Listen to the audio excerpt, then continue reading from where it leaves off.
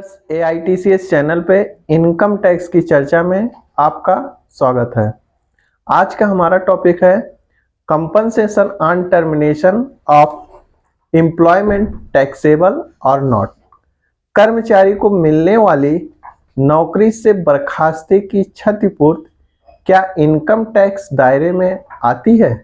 तो आइए इस वीडियो सेशन को में हम यह देखेंगे और समझेंगे।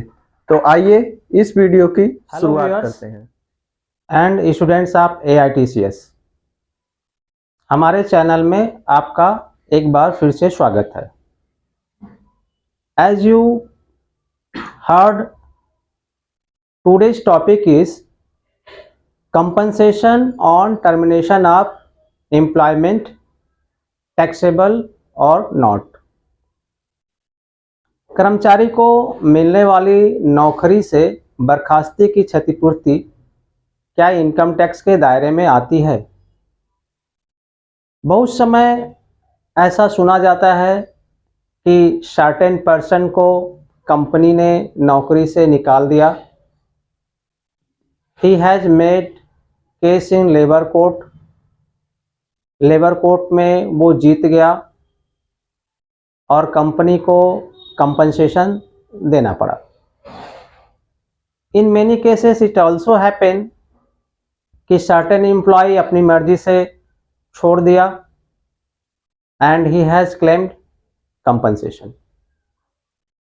Many times this also happen कि किसी के एम्प्लॉयमेंट कॉन्ट्रैक्ट में मॉडिफिकेशन किया गया और उस मॉडिफिकेशन से होने वाली क्षतिपूर्ति को कंपनसेट किया गया।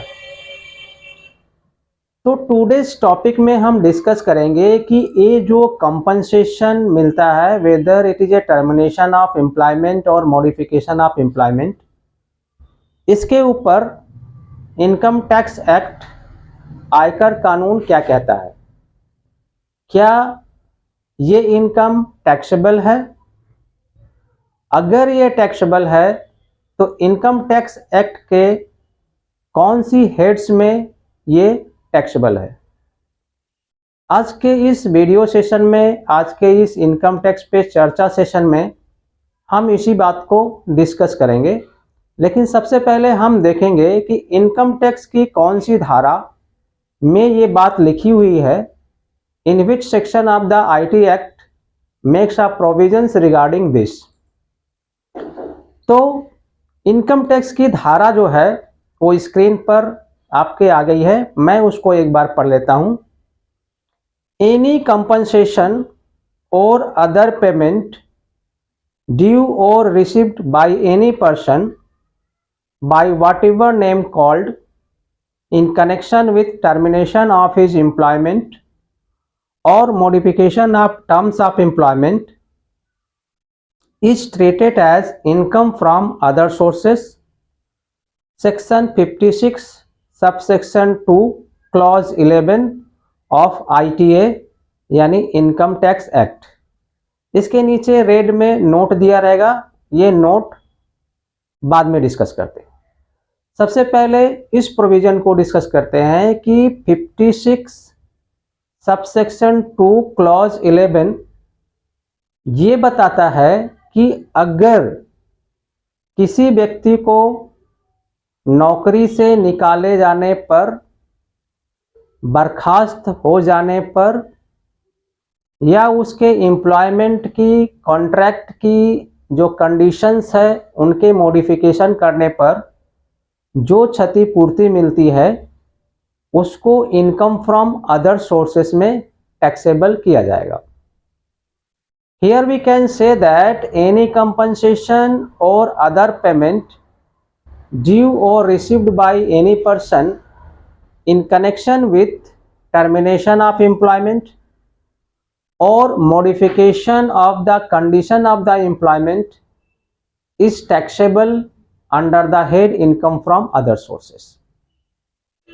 अगर किसी भी क्लाइंट को या किसी भी पर्सन को इस तरह की कंपनसेशन मिली है, चाहे वो कंपनसेशन मिली है through award of the labour court या वो कंपनसेशन मिली है थ्रू एम्प्लॉयर तो जिस साल में वो कंपनसेशन मिली है, in which year it is received, या जिस साल में ये कंपनसेशन ड्यू है, in which year it is due, in that financial year he must declare the compensation income under the head income from other sources.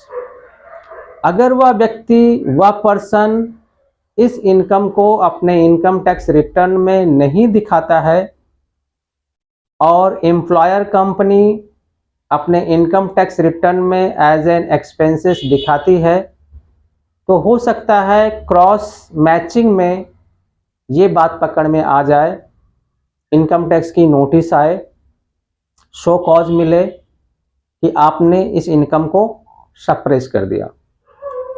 सो बात वहां तक ना पहुंचे, इनकम टैक्स की नोटिस नहीं आए, असेसी को, क्लाइंट को कंप्लायंस करना चाहिए इनकम टैक्स लॉ।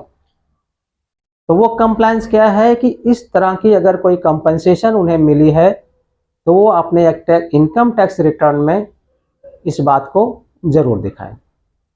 अब चलते हैं नोट, जो नोट स्क्रीन पर दी हुई थी वो है, if such compensation is received from employer then it is taxable as profits in lieu of salary under section 17 subsection 3 clause 1 under the head income from salaries. अब मान लो वो कंपनसेशन एम्प्लॉयर से मिली है तो उसको इनकम फ्रॉम अदर सोर्स में taxable नहीं करेंगे, उनको इनकम फ्रॉम सैलरीज में टैक्सेबल करेंगे under the head profits in lieu of salary. Now one question arises कि कैसे समझेंगे कि पार्टिकुलर टर्मिनेशन कंपनसेशन एम्प्लॉयर से मिली है और अदर सोर्स में जाएगी, और दूसरे कंडीशन में ये एम्प्लॉयर से मिली है तो इनकम फ्रॉम सैलरी में जाएगी। One thing is to be noted here is that जब एक कॉन्ट्रैक्ट में एम्प्लॉयर और एम्प्लॉय का रिलेशनशिप होता है, मास्टर और सर्वेंट का रिलेशनशिप होता है, that is called income from salaries. अगर मास्टर सर्वेंट एम्प्लॉयर एम्प्लॉय का रिलेशनशिप कॉन्ट्रैक्ट में नहीं है, the income derived in that situation can not be treated as income from salary. In that situation it is treated as income from other sources. Once again, I would like to make it clear that when any income is derived from a person with respect to a contract where employer and employee relationship exists, then that income is treated as income from salaries. In case where employer-employee relationship doesn't exist, then the income is taxed under the head income from other sources. So students, let us conclude the provision where any compensation is received or due on termination of employment or modification of the term of employment by whatever name called, then the income shall be taxed under the head income from other sources by virtue of the section 56 subsection 2 clause 11 of the Income Tax Act.